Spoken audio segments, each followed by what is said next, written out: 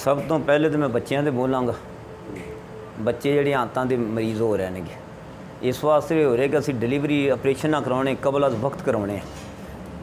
ਜਿੰਨੀਆਂ ਅਸੀਂ ਡਿਲੀਵਰੀਆਂ ਕਬਲ ਅਜ਼ ਵਕਤ ਕਰਾਉਣੇ ਆ ਨਾ, ਉਹ ਬੱਚਾ ਜੇ ਨਾ ਮੁਕੰਮਲ ਹੁੰਦਾ, ਜਦੋਂ ਉਹਦਾ ਮੁਕੰਮਲ ਜਿਸਮ ਬਣਿਆ ਤੇ ਡਿਲੀਵਰੀ ਖੁਦ ਹੋ ਜਾਣੀ ਹੁੰਦੀ, ਰਾਸਤੇ ਖੁਦ ਖੁੱਲ੍ਹ ਜਾਣੇ ਹੁੰਦੇ ਨੇ, ਕੋਈ ਆਪਰੇਸ਼ਨ ਦੀ ਜ਼ਰੂਰਤ ਨਹੀਂ। ਬੱਚਾ ਉਲਟਾ ਵੀ ਹੈ ਤਾਂ ਉਹਨੇ ਸਿੱਧਾ ਹੋਣਾ, ਖੁਦ ਕਾਰ ਨਿਜ਼ਾਮ ਜਿਹੜੀ ਪੇਨ ਹੋ ਰਹੀ ਹੁੰਦੀ, ਦਰਦ ਦੇਹ ਹੋ ਰਹੀ ਹੁੰਦੀ, ਇਸ ਵਾਸਤੇ ਉਹਨੀ ਬੱਚਾ ਸਿੱਧਾ ਹੋ ਜਾਏ। ਕੁਦਰਤ ਦਾ ਖੁਦ ਨਿਜ਼ਾਮ ਹੈ। ਵਰਨਾ ਤਕੜੀਆਂ ਬੀਬੀਆਂ ਜਿਹੜੀਆਂ ਬੱਚਾ ਖੁਦ ਹੀ ਸਿੱਧਾ ਹੁੰਦਾ, ਇਹ ਮਾੜੀਆਂ ਕਮਜ਼ੋਰ ਬੀਬੀਆਂ ਦੇ ਹੁੰਦਾ ਹੈਗਾ ਬੱਚਾ ਜ਼ਰਾ ਕੋਈ ਟੇਢਾ ਹੈਗਾ, ਸਿੱਧਾ ਨਹੀਂ। ਸਿਆਣੀਆਂ ਦਾਈਆਂ ਜਿਹੜੀਆਂ ਨੇ ਉਹ ਆਪ ਫੜ ਕੇ ਪੇਟ ਨੂੰ ਫੜ ਕੇ ਸਿੱਧੀਆਂ ਬੱਚੇ ਨੂੰ ਕਰ ਦਿੰਦੀਆਂ, ਵੇਖਦੀਆਂ ਨੂੰ ਅੰਦਾਜ਼ਾ ਹੁੰਦਾ। ਜੇ ਨਹੀਂ ਵੀ ਹੋਇਆ ਕੋਈ ਐਸਾ ਵੀ ਹੈ ਤਾਂ ਫਿਰ ਥੋੜ੍ਹੀ ਤਬੀਅਤ ਜ਼ੋਰ ਲਾ ਰਹੀ, ਢਿੱਲੀ ਹੋ ਰਹੀ, ਅਗਲੇ ਢਿੱਲੇ ਹੋ ਰਹਿੰਦੇ ਨੇ ਅਤੇ ਬੱਚਾ ਖੁਦ ਸਿੱਧਾ ਹੋ ਰਿਹਾ ਹੁੰਦਾ। ਇੱਥੇ ਕੀ ਕਰਦੇ ਨੇ, ਇੱਥੇ ਅਜੇ ਵਕਤ ਪੂਰਾ ਨਹੀਂ ਹੋਇਆ ਹੁੰਦਾ ਅਤੇ ਪਹਿਲਾਂ ਹੀ ਡਰਾਉਣਾ ਸ਼ੁਰੂ ਕਰ ਦਿੰਦੇ ਨੇਗੇ ਬੱਚਾ ਉਲਟਾ ਹੈ। ਬੱਚਾ ਹੁੰਦਾ ਹੀ ਉਲਟਾ ਹੈ। ਬੱਚੇ ਦਾ ਸਿਰ ਉਦੋਂ ਹੁੰਦਾ ਹੈ ਜਦੋਂ ਪੈਦਾਇਸ਼ ਹੋਣੀ, ਉਦੋਂ ਦਾ ਸਿਰ ਥੱਲੇ ਨੂੰ ਆਉਣਾ। ਬੱਚਾ ਜਦੋਂ ਪੈਦਾਇਸ਼ ਹੁੰਦੀ ਹੈ ਸਿਰ ਪਹਿਲੇ ਨਿਕਲਦਾ ਹੈ, ਫਿਰ ਉਹਦੇ ਮੋਢੇ, ਫਿਰ ਦੂਸਰਾ ਜਿਸਮ ਬਾਹਰ ਆਉਂਦਾ, ਲੱਤਾਂ ਆਖਰ 'ਤੇ ਬਾਹਰ ਆਉਂਦੀਆਂ। ਜਿਹੜਾ ਬੱਚਾ ਪੈਦਾਇਸ਼ ਦੇ ਵਕਤ ਉਲਟਾ, ਉਹਨੂੰ ਕਹਿੰਦੇ ਨੇ ਜਿਹਦੀਆਂ ਲੱਤਾਂ ਪਹਿਲੇ ਆ ਜਾਣ, ਪਾਉਂ ਪਹਿਲੇ ਆ ਜਾਣ, ਉਹ ਪੈਦਾਇਸ਼ ਦੇ ਵਕਤ। ਅਤੇ ਇਹ ਬੱਚਾ ਜਦੋਂ ਪਹਿਲੇ ਹੁੰਦਾ ਹੈ, ਕੋਈ ਬੱਚੇ ਦਾ ਕਿਸੇ ਰੁਖ ਵੀ ਹੋ ਸਕਦਾ ਹੈ, ਸਿਰ ਉੱਚਾ ਉੱਪਰ ਵੀ ਹੋ ਸਕਦਾ ਹੈ, ਦਾएं ਬਾएं ਵੀ ਹੋ ਸਕਦਾ ਹੈ। ਇਹ ਉਹਨੂੰ ਵੀ ਉਲਟਾ ਕਹਿ ਦਿੰਦੇ ਨੇ। ਉਲਟਾ ਕਹਿ ਕੇ ਲੋਕਾਂ ਨੂੰ ਡਰਾ ਦਿੰਦੇ ਨੇ। ਬੀਬੀ ਨੂੰ ਡਰਾ ਦਿੱਤਾ, ਲਵਾਹਿਕੀ ਨੂੰ ਵੀ ਡਰਾ ਦਿੱਤਾ, ਜਾਂ ਕਹਿਣਗੇ ਬੱਚੇ ਦੇ ਗਲੇ 'ਚ ਔਲ ਫਸੀ ਹੋਈ ਜੀ। ਹੁਣ ਉਹਦੀ ਔਲ ਤਾਂ ਹੈ ਵੀ ਉਹਦੇ ਆਸੇ ਪਾਸੇ 'ਤੇ ਹੋਣੀ ਹੈ, ਉਹ ਕਿੱਧਰ ਜਾਣੀ ਹੈ? ਢਿੱਲੀ ਹੁੰਦੀ, ਬੱਚੇ ਨੇ ਘੁੰਮਣਾ ਹੁੰਦਾ, ਵਿੱਚ ਰਤੂਬਤ ਹੁੰਦੀ ਕਿ ਮੇਰੇ ਆਪਣੇ ਰੇਮ ਦੇ ਵਿੱਚ ਰਤੂਬਤ, ਜਿਹਦੇ ਵਿੱਚ ਬੱਚਾ ਆਸਾਨੀ ਨਾਲ ਹਰਕਤ ਕਰਦਾ, ਨਸ਼ੋ ਨੁਮਾ ਕਰਦਾ। ਕੁਦਰਤ ਦਾ ਨਿਜ਼ਾਮ ਹੈ, ਖੁਦ ਹੀ ਉਹਦੇ ਮੁਤਾਬਕ ਰੇਮ ਖੁੱਲ੍ਹਦਾ ਰਹਿੰਦਾ ਹੈ।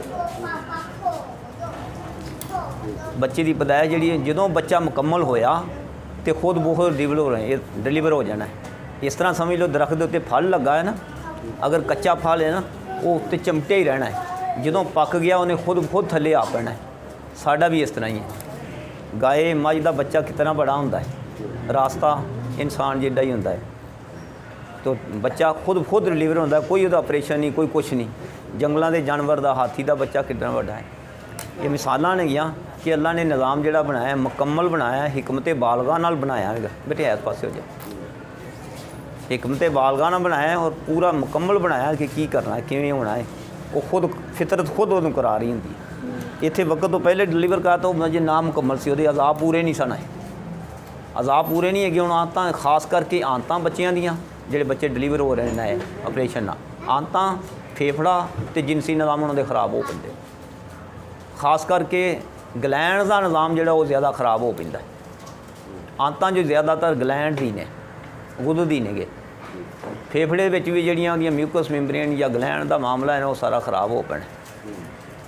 ਇਸ ਤਰ੍ਹਾਂ ਜਿਨਸੀ ਨਿਜ਼ਾਮ ਉਹਨਾਂ ਦਾ ਖਰਾਬ ਹੋ ਪੈਂਦੇ ਨੇ। ਫਿਰ ਉਹਨਾਂ ਨੂੰ ਵਕਤ ਤੋਂ ਪਹਿਲੇ ਉਹ ਹਿੱਸ ਪੈਦਾ ਹੋ ਪੈਂਦੀ ਜਿਹੜੀ ਜਿਨਸੀ, ਵਕਤ ਤੋਂ ਪਹਿਲੇ ਜਵਾਨ ਹੋਏ ਹੁੰਦੇ ਨੇ।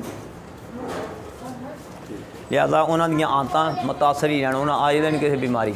ਫਿਰ ਇਹ ਬੱਚੇ ਟਾਈਫਾਇਡ 'ਚ ਜ਼ਿਆਦਾ ਮੁਬਤਲਾ ਹੋ ਪੈਂਦੇ ਨੇ।